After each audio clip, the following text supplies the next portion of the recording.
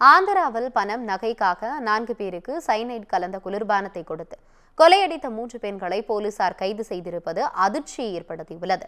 ஆந்திர மாநிலம் தனாலையை சேர்ந்த ரஜினி, வெங்கடேஸ்வரி, ரமணம்மா ஆகிய 3 பெண்கள் கூட்டணி அமைத்து நாகூர் பி என்ற பெண்ணை சில நாட்களுக்கு முன் ஆட்டோவில் ஏற்றி ஆள் நடமாட்டம் இல்லாத பகுதிக்கு கடத்தி சென்று சைனைட் கலந்த குளிர்பானத்தை கொடுத்து கொலை செய்து அவர் அணிந்திருந்த நகைகள், பணம் ஆகியவற்றை கொள்ளையடித்து சென்றனர்.